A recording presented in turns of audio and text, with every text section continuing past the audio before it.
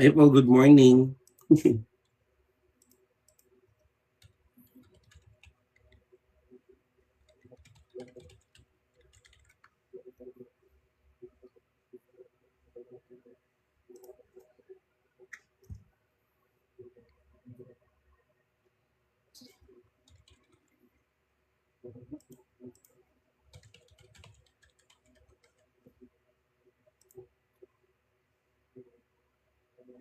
Hi po, good morning po.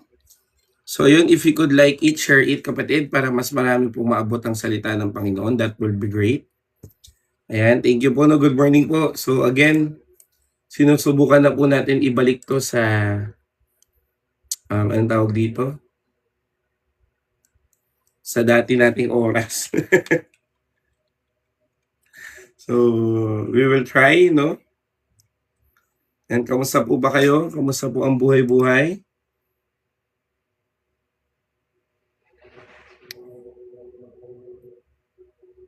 So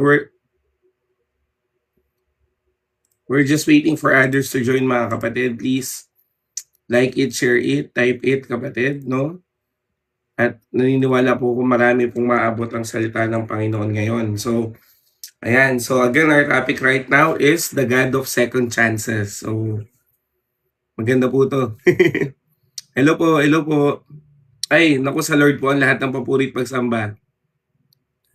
Good morning po, good morning. Kamusta po kayo? Ayan.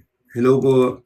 So, grabe po yung ginawa ng Panginoon kahapon. No? Ngayon naman, the God of second chances naman yung topic natin, no?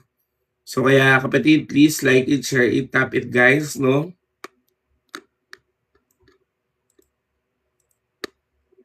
Sana po marami pong maabot ang salita ng Panginoon. Amen?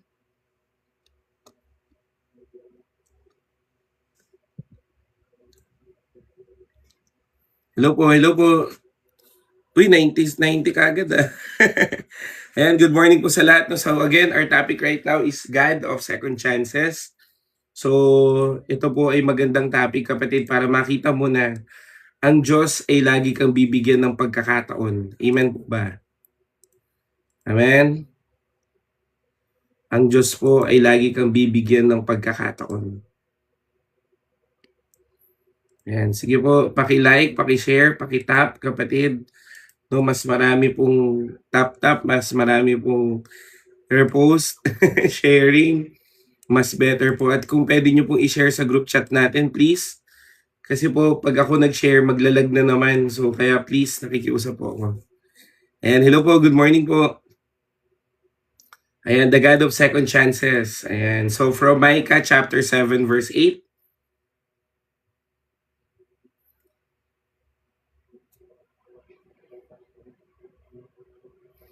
Ayan, the God of second chances. Ayan, hello po. Hi, Ate Sheng. Ayan, good morning po. Good morning po sa lahat. No, sorry, may mga nag-chat pala, hindi ko na nabati. Good morning, good morning. Ayan, pakitype na rin yung present nyo. Paano hindi tayo magiging close yan? Bago kayo matulog, ako makikita nyo, tapos pagising nyo, ako ulit. So actually, binabalik natin sa tamang oras yung live natin, no? Kasi ito naman talaga yung original natin, di ba? Yung 7 a.m. So we're just waiting for others to join mga kapatid, no? Yan, kamusta po kayo? Kamusta po ang buhay-buhay?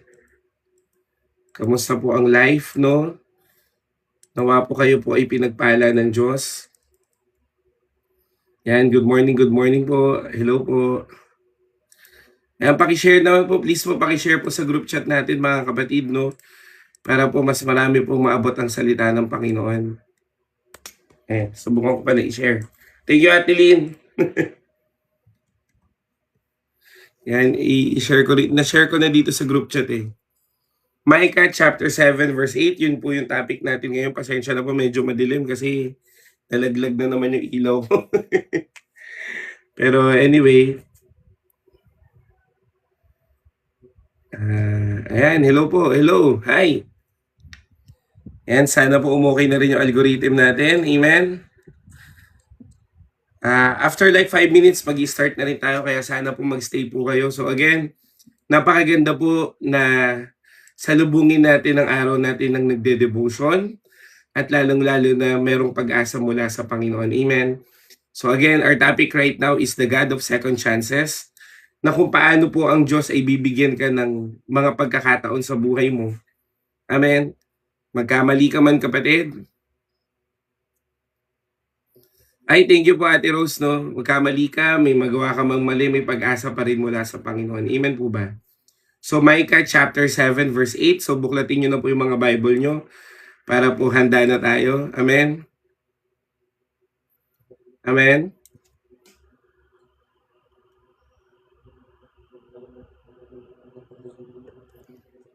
The God of second chances. Amen. So naniniwala po ako na meron pong nabibiyayaan po kayo ng Diyos ngayon. Amen. Ng kanyang mapagpalang salita at lalong-lalo na isang buhay na talagang hinahanap po ang Panginoon. Amen. Ayan, sige po ano naman ang present kung nandiyan na po kayo. Tayo na rin ay magi-start, no? Magi-start na rin tayo in few minutes. Gusto ko lang malaman kung sino na yung nandito, no? Kung kayo po ay bago, please comment nyo din.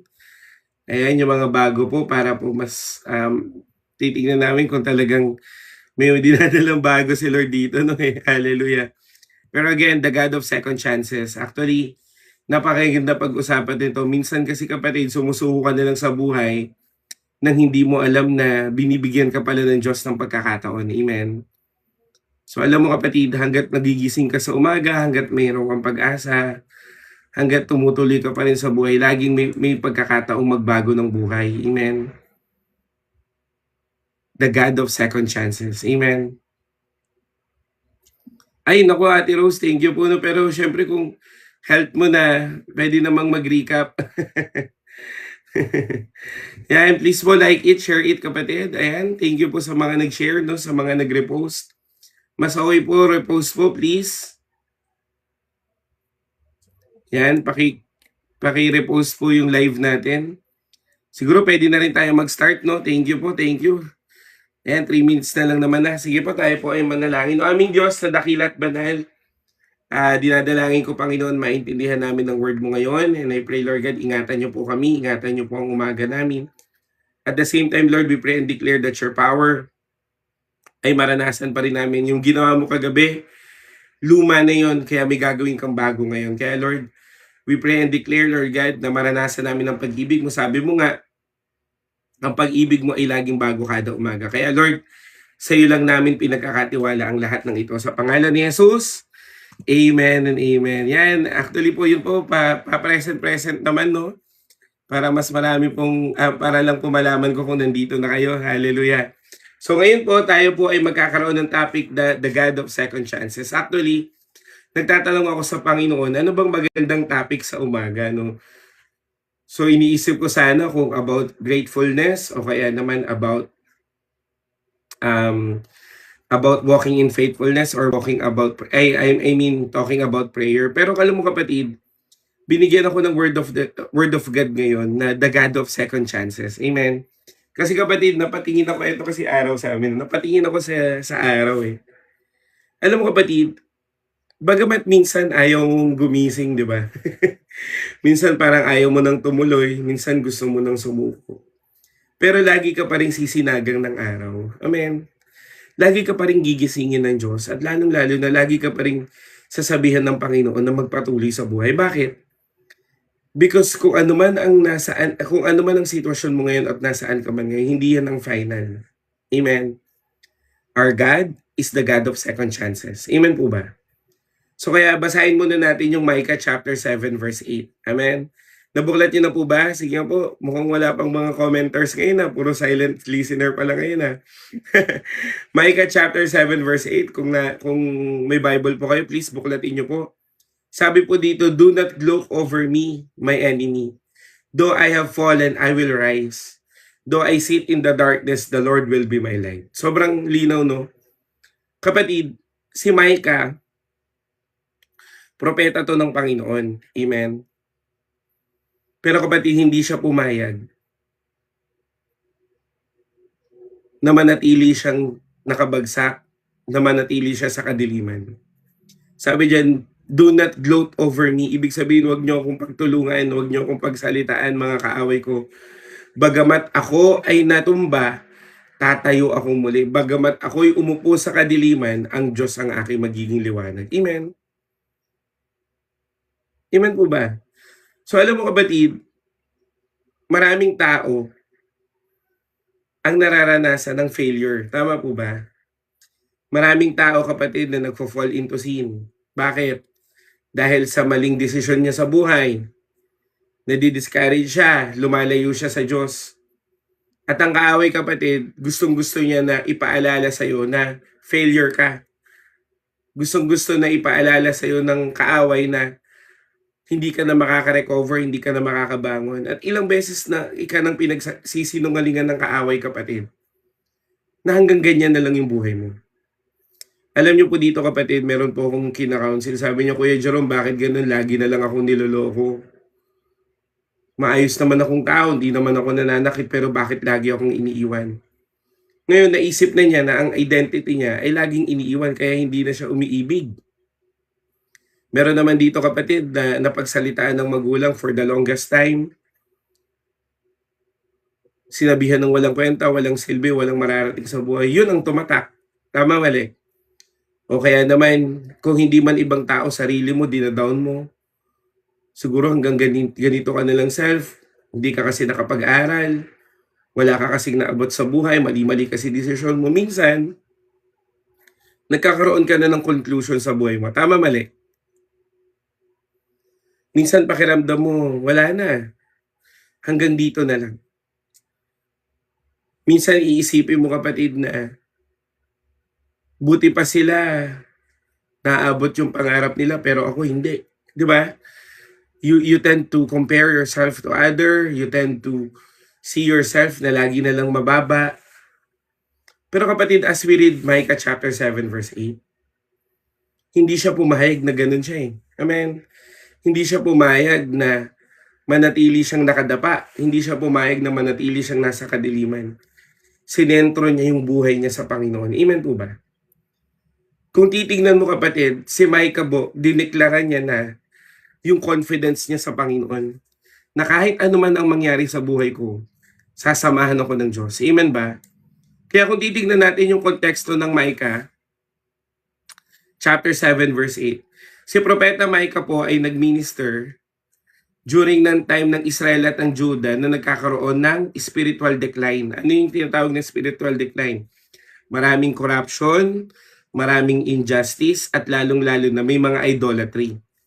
Ngayon, ang judgment ay paparating na dahil ang bansang Israel at ang Judah ay nagrebel o kaya may rebellion sa kalagitnaan nila. Ngayon, itong si Micah, umiyak. Sabi mo nga, umiyak. Si Micah, umiyak siya dahil sa mga kasalanan ng tao. Amen. Pero kapatid, hindi niya pinayagan na mag-ending siya sa pag-iyak. Amen. Kundi tinignan niya ano ba ang katangian ng Diyos, ano ba ang nature ng Diyos. Amen. Kaya kung titingnan mo kapatid, pagdating po sa verse 8, ako man ay matumba, tatayo akong muli, ako man ay umupo sa kadiliman, Diyos ang magiging liwanag ko. So ibig sabihin kapatid, ang pag-claim mo sa character ng Panginoon ay hindi denial ng failure mo. Amen? Kundi ang pag-claim mo sa character ng Diyos ay confidence mo na ang grasya ng Diyos ay laging mas mabuti kaysa sa mga buhay natin. Amen?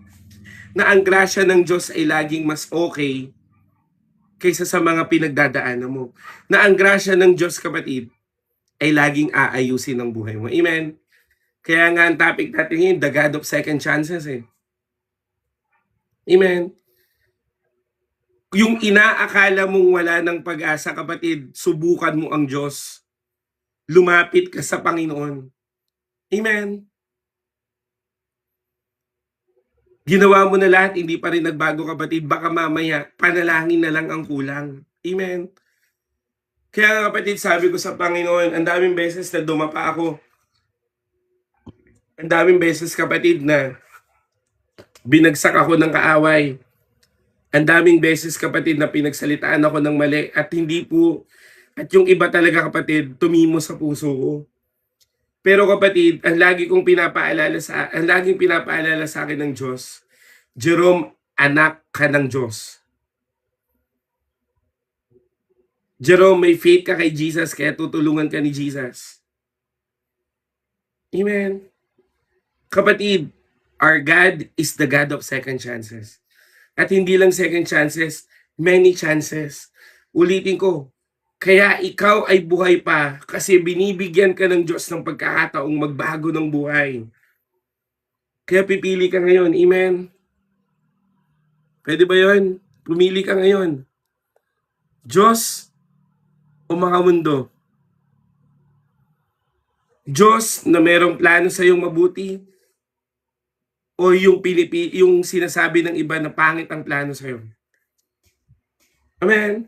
Ulitin ko ang grace ng Diyos ay laging greater than our failure. Amen?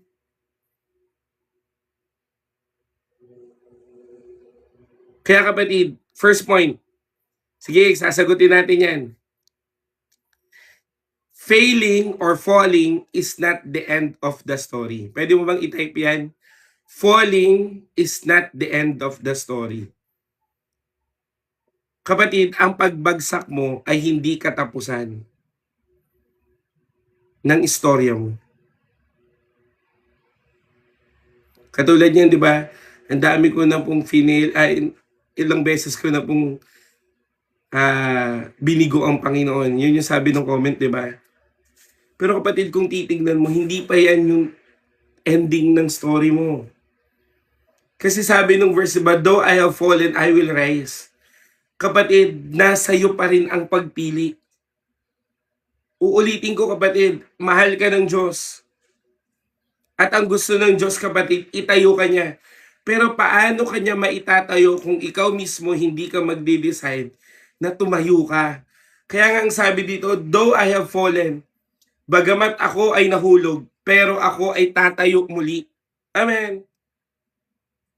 Maraming believer kapatid na tinitignan nila yung sarili nila na disqualified sa pag-ibig ng Diyos. Kapatid, gusto ko lang ipaalala sa iyo ang sinabi ng Panginoon sa Romans chapter 8. Wala kahit ano at sino ang makakapaghiwalay sa iyo sa pag-ibig ng Diyos. Ibig sabihin kapatid, lumayo ka man, nakadikit pa rin sa iyo ang pag-ibig ng Diyos. Amen. Kaya minsan kapatid, kung iniisip mo na you are disqualified because of your failure, dahil failure ka, hindi na matutupad ang plano sa iyo ng Diyos, kapatid, nagkakamali ka kasi nungalingan ng kaawayan. Sabi po ng Bible, ang Diyos ay tapat sa mga tapat na humihingi ng tawad. Sabi po ng Bible kapatid, kung paano ni-restore ni Jesus si Pedro na 3 beses na nagsinungaling, 3 beses namang in-affirm ni Jesus si Peter. God of second chances. Na kung paano ang prodigal son ay lumayo at kinalimutan ang kanyang ama, pero nung pagbalik niya ama pa rin, ganun din sa iyo ang Diyos. Amen. Kaya kapatid, ang pag-ibig o ang buhay mo ay hindi mo dapat iasa sa tao. Amen. Kasi ang isang tao kapatid, hindi niya nga kayang ingatan yung sarili niyang buhay. Tama po ba? Hindi niya kayang iligtas yung sarili niyang buhay. Ipapaubaya mo pa yung buhay mo sa kanya. Kaya nga kapatid, sinasabi ng Diyos, minsan, kaya meron kang pinagdadaanan para maintindihan mo na kailangan mo ang Diyos, hindi ang iba. Amen? Minsan, kaya pinahintulutan ng Panginoon yung mga matitinding problema sa buhay natin, hindi para pahirapan ka, kundi para ituro ka pa rin sa kabutihan ng Diyos. At natutuwa nga ako sa Panginoon kapatid, kasi naniniwala po ako na pag may problema ka, nag-uumpisa ka na sa panalangin. Amen? At yun po kapatid, ang pinakamagandang pwede mong gawin. Dahil ang failure mo is not the end of your story. Amen? Ang story mo ay ang story ng kalooban ng Diyos sa buhay mo. Pwede ba natin palakpakan si Lord? Amen? Kaya kapatid, sinasabi sa'yo ng Panginoon, falling is not the end of the story. Amen? Kaya kapatid, pwede ba yun? Magkasundo tayong dalawa? O tayong lahat? Na wag mong hayaan na yung failure mo ang mag-identify ng identity mo. Amen? Wag mong hayaan kapatid, na yung mga nagawa mong mali, ang siyang magdidikta ng buhay mo ngayon. Sabihin na natin kapatid, nagkamali ka. Hindi ko po alam, no? Pero ini-impress to ng Lord. Kung halimbawa, meron dito sa kalagitnaan natin single mom or single dad. Oo, nagkamali ka. Hayaan mo na lang ba na magkamali ka? Sabihin na natin dito kapatid, yung iba sa inyo naloko o manloloko. Hayaan mo na lang ba na yun na lang? Yun na lang yung magiging identity mo? Hindi kapatid.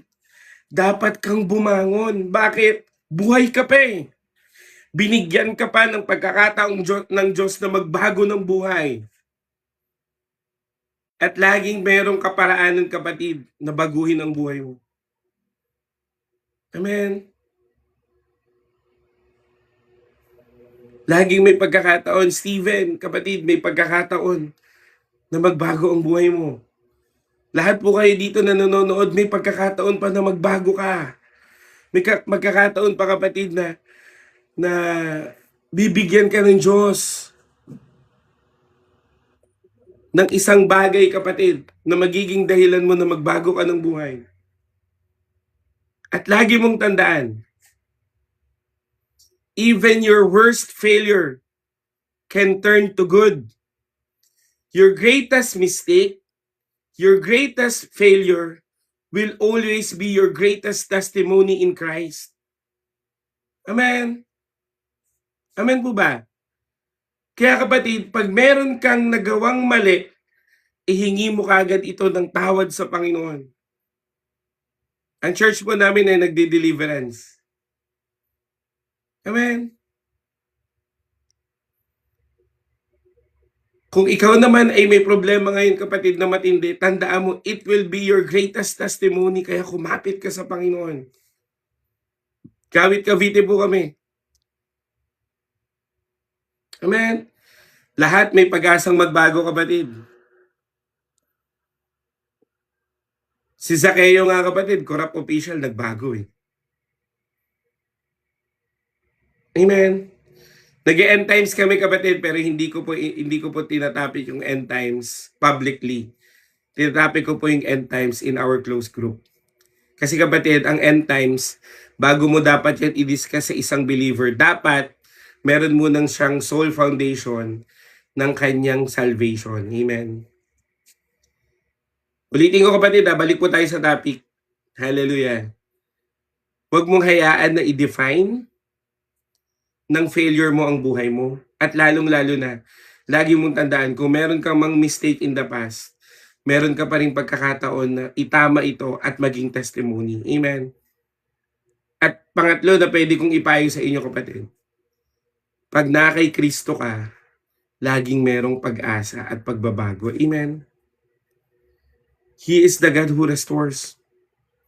He is the God who will give you a new life. He is the God who will listen to you. Amen. Kaya nga kapatid, di ba? Oo, nadapa ka. Oo, lumagpak ka. Pero hindi pa tapos ang Diyos sa'yo. Amen. Ulitin ko ha. Nagkamali ka. May mga situation ka sa buhay mo kapatid na hindi mo na alam kung tama pa ba. O kaya naman may mga nagawa ka pa rin. Even up this moment. Kapatid, you may have fallen. Amen. But God has not finished writing your story. Hindi pa tapos ang Diyos. Pwede mo ba i-comment dyan yun? Hindi pa tapos ang Diyos. Amen. Ang Diyos kapatid ay nag-uumpisa pa lang. Amen. Hindi pa tapos si Lord.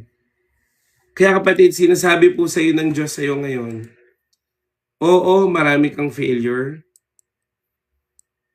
Oo, marami kang hinahanap sa buhay na hindi mo pa naaabot. May mga pangarap ka na hindi mo pa naaabot. Pero kapatid, pagkatiwalaan mo ang Diyos. Amen. Kaya kapatid, sabi po sa Proverbs, wait lang ha, kunin ko yung verse. Proverbs 16:9. Sige nga po. Proverbs 16:9. Buklatin niyo po. Ito po yung topic ng preacher namin kagabi. Proverbs chapter 16 verse 9. Ano pong sabi dito? We can make our plan, but the Lord determines our steps.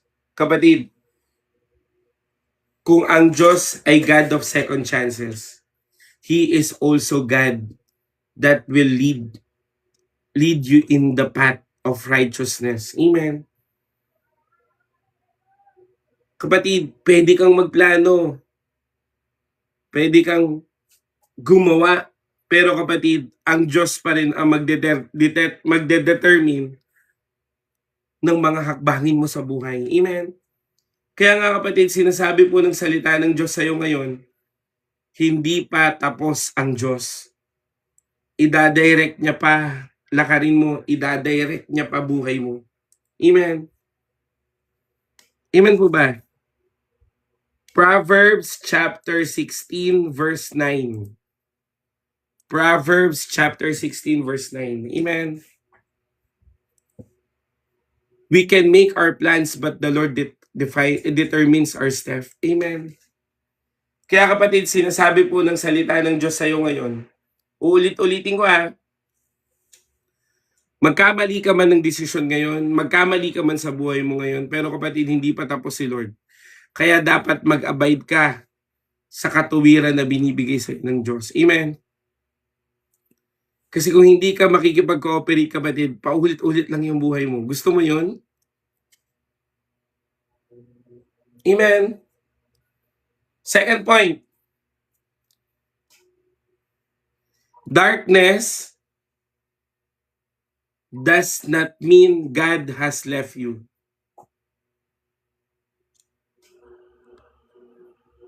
Darkness does not mean God has left you. Kapatid, kung titignan mo, though I sit in the dark.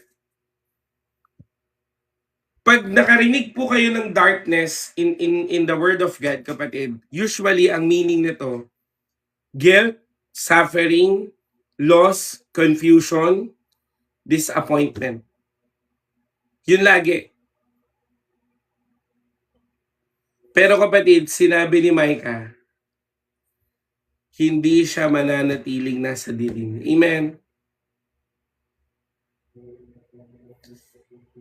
Sinabi ni Micah, kapatid, hindi ako papayag na wala akong liwanag ng Diyos na makikita. Amen. So kung titingnan natin kapatid, kung a-analyze natin do, sabi ni Micah, though I sit in the darkness. Minsan kapatid, ang anak ng Diyos, nagkakaroon po ng broken relationship. Tama? Nagkakaroon ng spiritual struggle, nagkakaroon ng painful loss, merong season ng failure. Pero kapatid, ang darkness sa buhay ng isang tao, hindi yan permanent sa mga taong nagtitiwala sa Diyos. Amen. Kaya minsan kapatid, pwede mo bang sabihin dyan, tapang-tapangan mo naman. Hindi yung konting ganito, ayaw mo na. Hindi konting ganyan, nandiyan ka na lang. Kapatid, tapang-tapangan mo na kahit lumupo ko sa kadiliman, alam ko nasasamahan ako ng Diyos. Amen. Because darkness, it will not always be permanent. Kapatid, araw na lang, ito po ang isang dahilan na kung ikaw ay nasa liwanag ng Diyos, there is no darkness at all. Amen. Kaya ngayon kapatid, anong kailangan mong gawin? Amen. Para hindi ka manatili sa kadiliman, dapat dinadala mo ang lahat ng pasakit mo sa buhay sa harapan ng Diyos. Amen. Amen po ba? Dapat kapatid nagiging honest ka sa Panginoon kahit anong oras pa yan. Amen.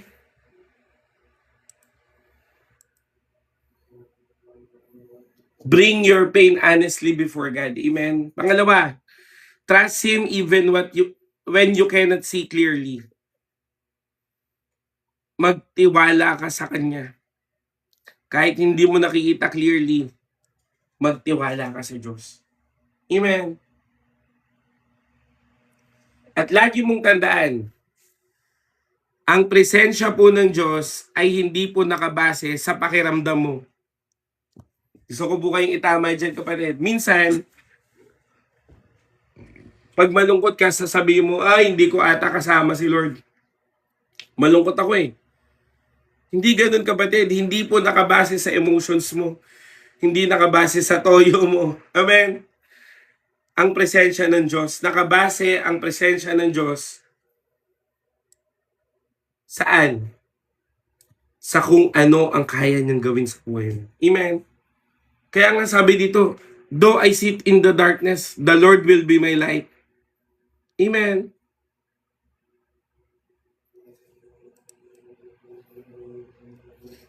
So sinasabi po ng Diyos sa iyo ngayon, kapatid, pagkatiwalaan mo ang Panginoon. Amen.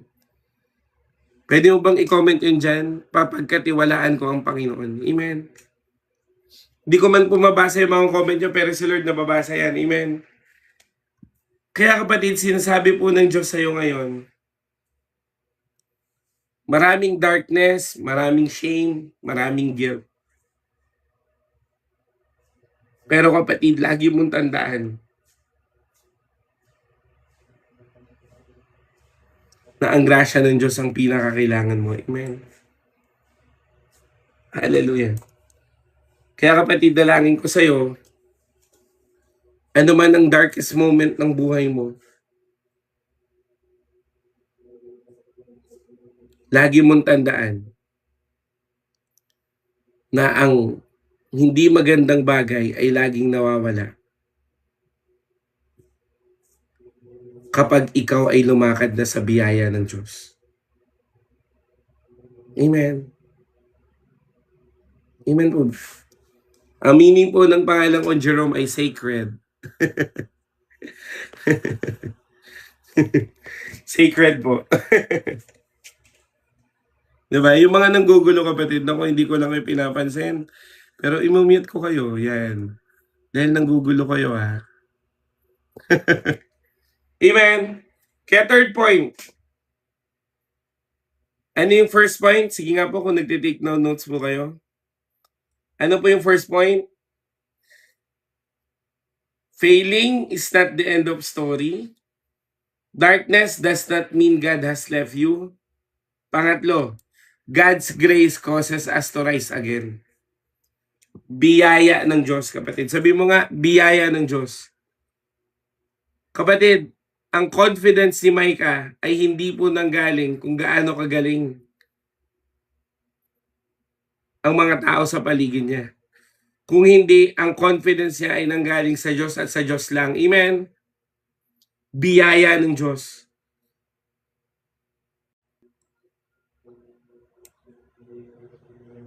Kaya kapatid, sinasabi po ng Panginoon sa iyo ngayon, our hope is in God. Amen? Kaya ka magra-rise dahil ang Diyos ay naging mabuti sa buhay mo. Amen? The reason you will rise again after your failure because our ultimate light is in Christ Jesus. Kaya kung tutuloy-tuloy natin, kapatid, yung topic natin, anong sabi? Though I have fallen, I will rise. Though I sit in the darkness, the Lord will be my light, kapatid.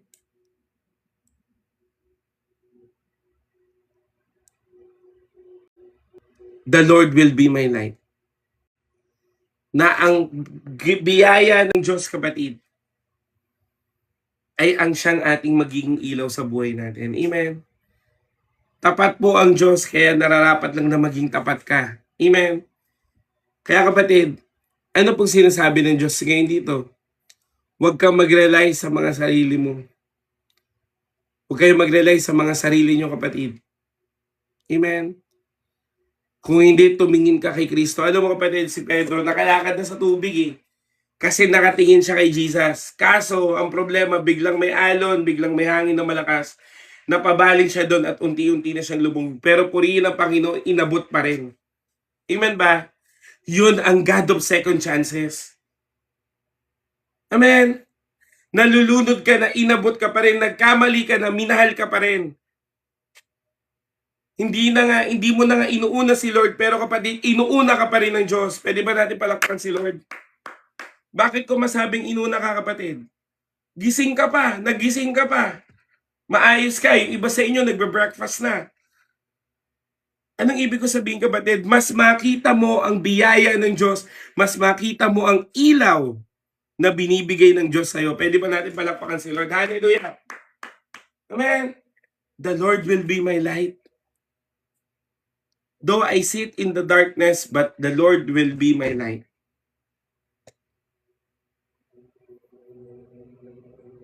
Amen. Kaya sinasabi po ng Diyos sa iyo, ang biyaya ng Diyos ay laging mas matindi at malakas kaysa saan?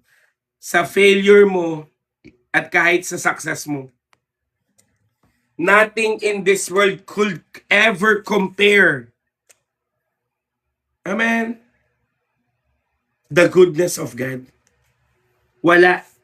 Kaya kapatid, wag mong ipagpalit si Kristo. Amen po ba? Pwede ba tayo magkasundo doon? Huwag mong ipagpalit si Lord, kapatid.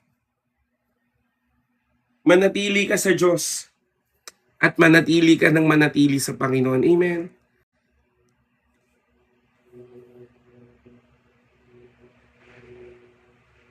Kaya kapatid, sinasabi sa iyo ng Diyos sa iyo ngayon. Biyaya ng Diyos kailangan mo. Pwede mo bang i-comment yan dyan?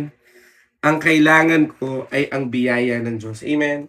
Wait lang po kukunin ko lang po yung ano ko. Yung alcohol. Wait lang po.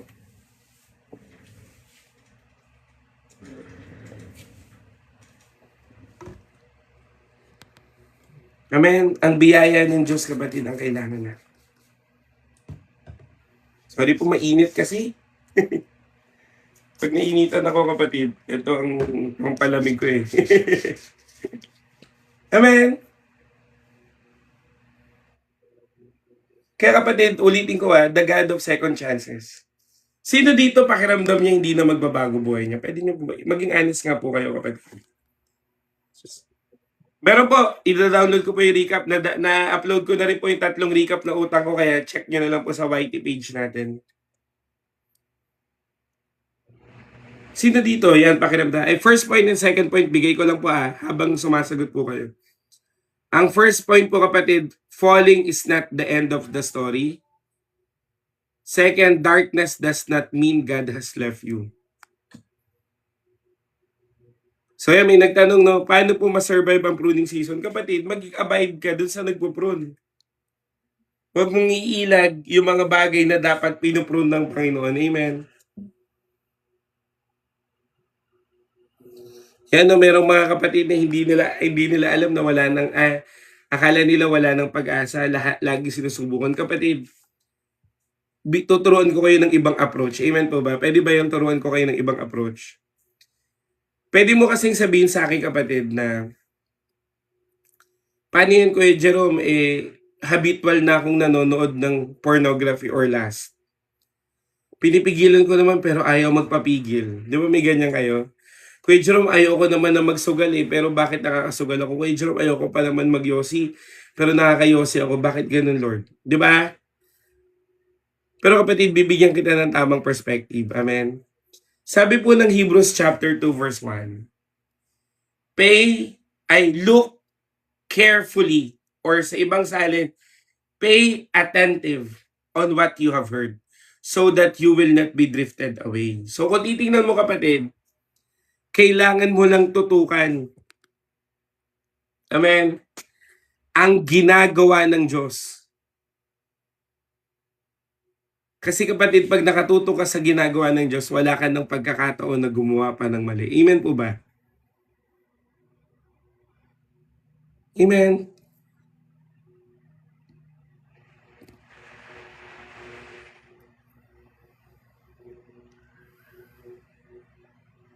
And this is the hope in God, kapatid.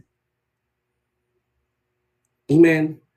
Ito po ang pag-asa natin mula sa Panginoon.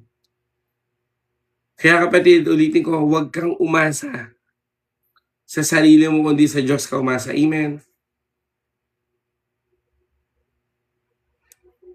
Ito lang din yung gusto kong iwan, kapatid. Lagi kang may pagkakataong magbago ng buhay. Binago ng Diyos buhay ko, kapatid. Palayosi ako, palainom ako, may live-in partner ako. Addict ako. Dami kong pinagagawa, sugarol pa. Pero kapatid, binago ko ng Diyos. Kaya po ako bold mag-preach sa inyo kasi binago ko ng Diyos. At yun ang natural response, kapatid. Na mabuti po ang Diyos. Amen. Nababaguhin ka niya. Ang mahalaga lang, kapatid, i-acknowledge mo na siya ang ilaw. Amen. Basahin natin ulit yung Micah chapter 7 verse 8. Amen. Tignan nyo Micah chapter 7 verse 8. Do not gloat over me, my enemy. Though I have fallen, I will rise. Though I sit in the darkness, the Lord will be my light. Amen. So kung titingnan mo, kapatid, isa lang tinuturo ng propetang ito eh.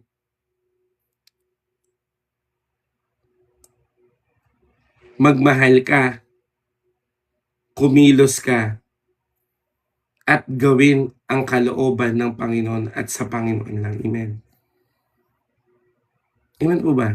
Born again Christian po. Kaya kapatid, ulitin ko, biyaya ng Diyos kailangan. Wala kang pag-asa, hindi mo alam kung anong susunod na chapter ng buhay mo, kung buhay ka pa ba.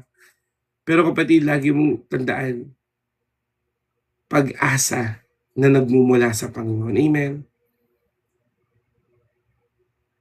Yes, kapatid. May nagtanong po na nagkaroon ka na rin ba ng spiritual separation during nagsiserve? Kapatid, alam mo, ang mga preacher mas malala. Gusto ko po kayo bigyan ng kaya kapatid, sabi po ng Bible, di ba? Kailangan mong i-honor yung leader o nagpapakain sa iyo ng salita ng Diyos. Hindi for my own gain Kundi kapatid, kailangan nyo po silang i-encourage. Kasi kapatid, even though I am preaching, even though may makita kayong nagpipreach, o kaya ang kita nyo nagsisipag, kapatid, hindi laging okay yan. Kaya kung tatanungin nyo ako, meron ka na bang spiritually separated ka nung habang nagsiserve ka? Maraming beses. Kasi kapatid, pwedeng nagpipreach ako sa'yo ngayon pero wala akong relasyon sa Diyos. Pwedeng nagpipreach ako sa'yo ngayon pero dinadala ko problema ng bahay namin. Pwedeng nagpipreach ako sa'yo ngayon pero may brokenness ako. Pwede yun. Kasi ang dami kong kilala, kapatid. Meron ng isang preacher na nagsabi niya, nagulat na lang ako na 3 buwan na pala akong hindi nagpa-personal devotion. Kasi kapatid, pwede mong madaya yung preaching. Amen? Kasi salita to ng Diyos merong itatouch at may itatouch ang Diyos. Tama po ba? Pero ang hindi mo madadaya, kapatid, yung bunga.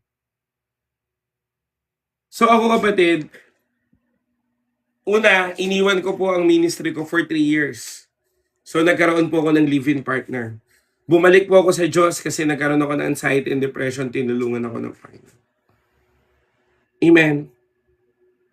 Pero kapatid, sa sobrang dami ng problema, minsan hindi ko na kaya. Kaya minsan nakahiga na lang ako, wala akong magawa sa buhay ko. At sigurado akong kinalimutan ko ang Diyos. Pero alam mo kapatid, ito po yung kagandahan, lalong-lalo na nung nagkaroon po tayo ng live. Ito po yung kagandahan nito. Amen. Na-busy po ako at the same time.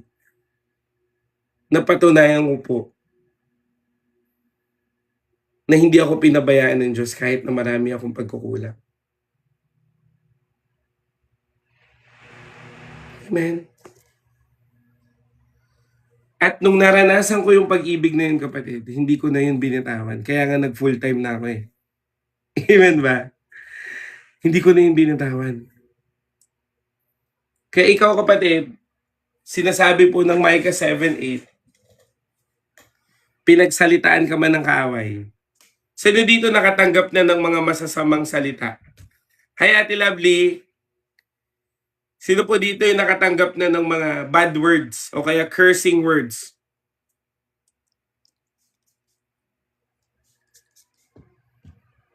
Minsan kapatid, yan na nagdidikta ng buhay mo. Tama, mali. Aminin natin. Minsan yan na lang lagi yung nagsasabi sa'yo na wala kang kwenta. Diba? Tigil mo na yan. Pero kapatid, hindi natin pwedeng tanggalin yung pag-asang binibigay sa ng Diyos. Na kahit ano man ang sabihin ng iba, bumangon ka kasi may pangako ang Diyos sa iyo. Amen. Palakpakan naman natin si Lord. Hallelujah. Amen. Ulitin ko sinasabi po ng salita ng Panginoon.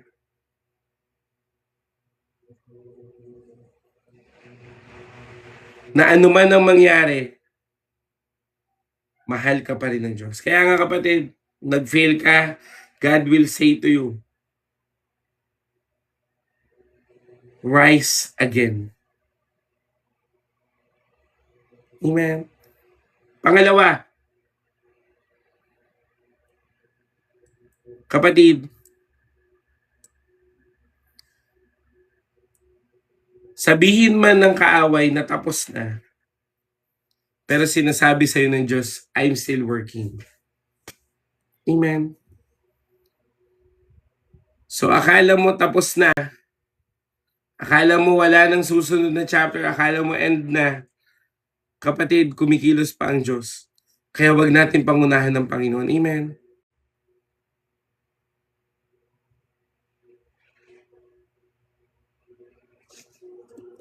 Amen po ba?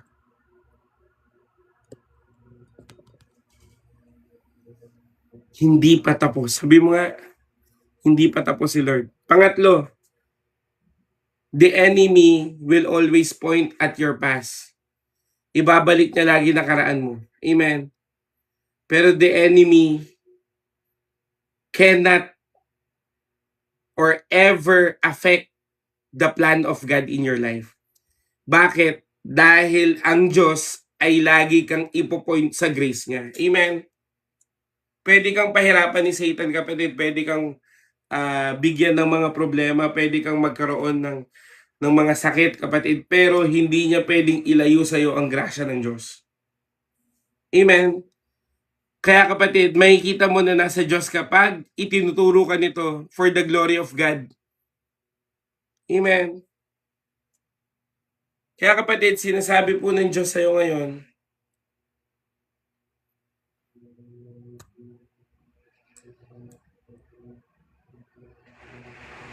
sabi po dito, no, ang pagbaksak ay isang event pero hindi mo identity. Sabi mo nga, hindi ko identity. Ulitin ko ang pagbagsak ay hindi isang event, ay isang event lamang pero hindi mo identity. Ibig sabihin, kung ikaw man ay nagkamali, lilipas din yan. Amen? At hindi yan ang magdidikta sa buhay mo. Amen po ba? Kaya sinasabi ng Diyos, magtiwala ka sa Diyos at ikaw ay makakabangon muli. Amen? At dalangin ko mangyari nawa ito sa buhay mo. Amen? Kaya kapatid, sinasabi po ng Diyos sa iyo ngayon, kung ano man ang sinira ng kaaway sa buhay mo, lagi mong tandaan, our God is the God of second chances. Amen? Sinira man ng kaaway yung future mo, pero God is the God of second chances.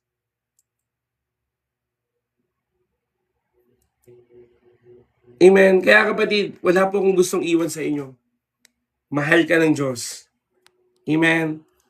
At sobrang mahal ka ng Panginoon. Kaya kapatid, wag na wag mong hayaan na hindi ka humingi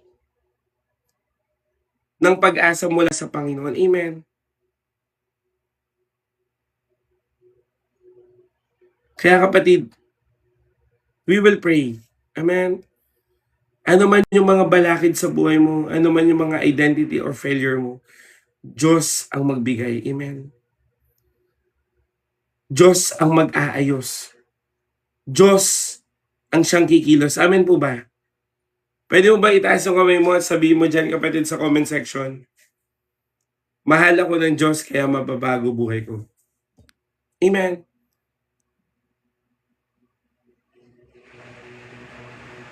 Amen.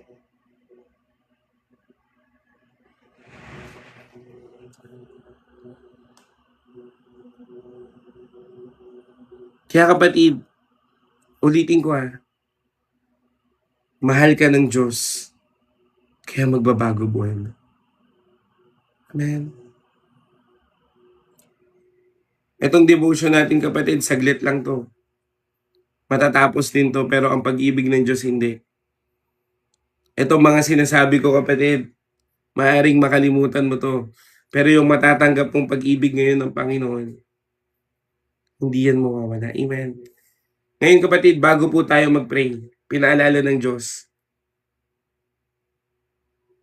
ang nagpakita sa iyo ng ganap na pag-ibig at nilinis ka kahit na puro mali ang buhay mo, ay si Jesus. Sabihin mo nga, si Jesus. Kaya sa mga bago dyan kapatid, amen, araw-araw po ako nagla-live, morning and evening po, pero yung morning, tinatry po natin ng 7 a.m. Amen. Sabi mo si Jesus yan. Alam mo kapatid, si Jesus,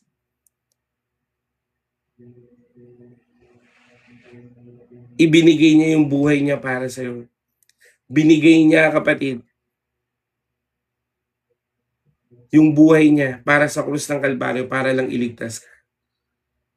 Kaya ngayon kapatid, may tanong po ako. Ito bang pag-ibig ng Diyos kapatid? Ito bang binibigay sa iyo ng Panginoong Hesus na kaligtasan? Tatanggapin mo o tatanggihan mo?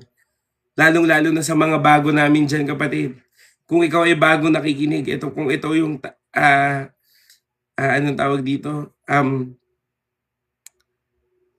Ito yung first time mong umattend kapatid. At hindi mo pa tinatanggap si Jesus sa puso mo kapatid. Sumabay ka sa panalangin. Amen. Dahil naniniwala po ako na kung tatanggapin mo si Jesus ngayon bilang Diyos at tagapagligtas, babaguhin niya buhay mo. Amen po ba? Oh, hallelujah. Si kapatid, sabay ka sa panalangin sa mga first timer namin dyan. Pwede ka ba mag-comment? Yung mga first time lang po dito, pero lahat po ng first timer kapatid, sabay po kayo sa panalangin. Sabihin niyo po, Panginoong Jesus, patawarin niyo po ako sa lahat ng mga pagkakamali ko. Sa isip, sa salita, at sa gawa.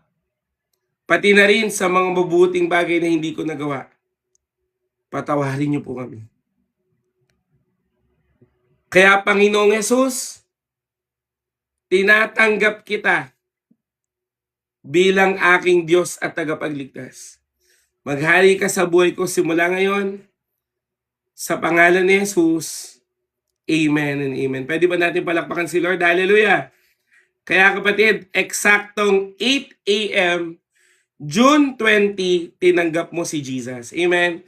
Sino po yung mga first timer? Pwede mo bang i-comment yung first time mo? Sabi mo, first time ko po kuya.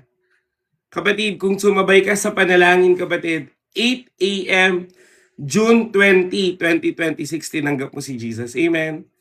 Hallelujah. Thank you po sa mga first timer. Amen. Yan, hallelujah. Salamat po sa mga first time. Nawa, sumabay po kayo kapatid. Dahil ang desisyon mo ngayon kapatid ay napakalaking bagay. Dahil may 3 pong ginawa ang Diyos sa'yo. Amen. At ito ang pangako niya. Buhay na walang hanggan. Ang pangalan mo ay nakasulat na sa aklat ng buhay. At ikaw ay anak na ng Diyos. Amen. Hallelujah. Kaya kapatid, pwede ba kitang kamayan? Ikaw ay welcome po sa very big family of Christ. Amen. Palakpakan natin sa Lord. Kapatid, katulad niyan mamaya po siguro mga around 8:30 or 9 tayo ng gabi, pero antabay lang kayo kasi minsan nagla-live po ako kahit ano tawag dito, kahit hapon. Depende po sa schedule 'no, 'pag may cancelled schedule ako nagla-live ako. Pero ang pinaka-best kapatid ay sali po kayo ng group chat namin. Kung gusto niyo pong sumali ng group chat, please, you can message me to join our group chat. Amen. Pero kapatid, dahil tinanggap mo na si Kristo sa puso mo kapatid, He is the God of restoration. Amen. Amen. Kaya kapatid, pwede mo bang itaas ang kamay mo? And I will pray for you. Sige po, taas niyo po. Yung isa po, sa puso, yung isa po nakataas. Parang ganito. Amen. Habang binibigay ko po yung point number 2. Ang point number 2 po natin, darkness does not mean God has left you. Again, point number 2, darkness does not mean God has left you. Amen. Sige po, taas niyo po yung kamay mo. Purihin po ang Panginoon. And I will pray for you. Lord, I pray in the name of Jesus. Alam ko po marami po sa kalagitnaan namin ngayon ang nahihirapan.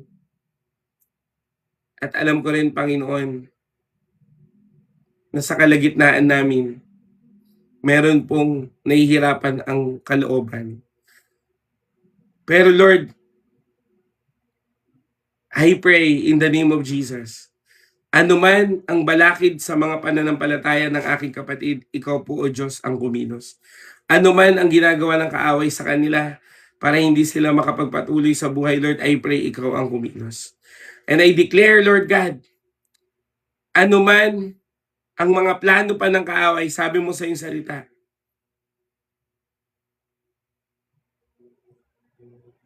wala pong mahirap sa'yo. Kaya Lord, I pray and declare, lahat ng mga suliranin namin, ibinibigay po namin ito sa'yo ngayon. In Jesus' name. Kaya Lord, kumilos ka, gumawa ka, maghimala ka, at mag-provide ka sa pangalan ni Jesus. At wala kaming ibang dalangin, Panginoon, kundi ipakita mo sa amin kung paano kami babangon, ipakita mo sa amin kung ano ang mga ginagawa mo. At the same time, Lord God, lagi mo kaming dalhin sa biyaya mo. At dahil sa biyaya mo, kaya kami lumalakas. Kaya Lord, kiniklaim ko na yung victory, Panginoon, at alam ko po na ang Diyos na buhay ang siyang kikilos po sa inyong buhay. Kaya, Lord, salamat po. At sa iyo lang namin binabalik lahat ng papurit pagsamba. Sa pangalan ni Jesus, amen and amen. Hallelujah! Kaya kapatid, kung nakukulangan ka pa sa prayer na yun, pwede mo yung ituloy dahil anak ka niyong Diyos. At our God is the God of second chances. Kaya kapatid, hindi ka na dapat namumuhay sa guilt, hindi ka na namumuhay dapat sa kahit anong bagay, kundi para sa Diyos ka na namumuhay. Amen? Hallelujah. Kaya kapatid, yun po, I'm still encouraging you. If you want to join our group chat, please join our group chat. Amen? If you want to, anong tawag dito? Send your prayer request. You can send your prayer request to me. Amen? At the same time, kapatid, ako po, pasama po sa prayer, medyo nangihina po yung katawan ko. Kaya dahil medyo nangihina ako, nag-devotion na lang ako. Kasi ito po yung kalakasan ko. Amen po ba? So ngayon, samahan po ako ng Panginoon ngayon kasi Sabado po ay ministry day. Amen? So kaya ayun po, no? At the same time, maraming salamat po dahil alam ko po na lagi niyo po akong pinagpe-pray. Amen? Hallelujah. Kaya yun po, pwede niyo po kayo message para sumali po kayo dito sa anong tawag dito? Group chat namin. Amen. Pero yun po, pasama po sa prayer kapatid. Ayun po, may natira po kasing bigas sa church. Ipinamimigay na po ngayon ng mga nanay. So kung may pipicturean po nila, isasend ko po yung transparency. Amen. At the same time kapatid, marami po nga kasuin kasi Father's Day bukas. Amen. So we are planning then to surprise po yung mga tatay sa church namin. Kaya mamimili pa po kami. Mag-ayos pa po kami. And preacher po ako bukas. So kaya ayun, samahan po ako ng Panginoon. Samahan po kami ng Panginoon. Amen. At the same time, sama niyo po sa prayer yung mga sinusupport natin na mga may sakit, no? I-sustain tayo ng Panginoon. At lalong-lalo na biyayaan tayo ng Diyos na maayos na technical needs, no? Katulad yan, umiinat kaya medyo naglalag. At the same time, i-improve ni Lord yung face-to-face ministry natin. Amen. So yun lang po. Pero again, kayo po, feel free to send your prayer request kasi po trabaho ko po yan sa Diyos. Amen. So yun, thank you po at pagpapalain po kayo ng Panginoon, naniniwala po ako at sa mga tumanggap po sa Panginoon, balik po kayo lagi dito, no? Makinig po kayo ng makinig. So again, pinipilit natin ng 7 a.m., no? Sana, pero kung hindi, umaabot naman tayo ng 9 or 10, no? Pero medyo tanghali na yun, kaya i-pray nyo po na kayanin ko talaga. Amen. At the same time, mamayang gabi kapatid, magchat-chat po ako kung anong oras. Amen. So yun, thank you po. Pagpalain po kayo ng Lord at na-survive natin tong umaga. Pero antabay lang po tayo. Amen. Lord, I pray sa aking kapatid na Ana na magkaroon po sila ng baby ng kanyang asawa. Ganun din. Sa lahat po ng mga prayer request ng aking kapatid, ikaw po ang tumugon. Ikaw po ang umayos nito, Panginoon. Kaya Lord, ikaw po, O Diyos, ang kikilos po sa kalagitnaan namin. In Jesus' name, amen and amen. And thank you po. May natutunan ba kayo? Survey lang, quick survey lang. May natutunan ba kayo? Medyo pasensya na, no? Sabi ko nga medyo masama po pakiramdam ko, kaya baka mamaya medyo lito-lito yung sinasabi ko. Pero kaya buti na lang may natutunan. Amen. So ida-download ko po yung recap nito, no? At sana po mapanood nyo rin. At the same time, meron po kaming YT page. Ang pangalan po ay Grace Movement Philippines o Grace Movement Philippines, kapatid. So, andun po lahat ng recap, kapatid, na pwede nyo pong mapanood. At the same time, ida-download ko po rin itong recap nito. Amen? So, yun, thank you po. Pagpalain po kayo ng Diyos at naniniwala po ako ang Diyos ang kikilos sa inyo. Ha? Bye-bye and God bless po. Salamat rin po sa mga nag-follow. At the same time, sa mga nakipag-participate po, no? At sama niyo po talaga ako sa prayer lagi.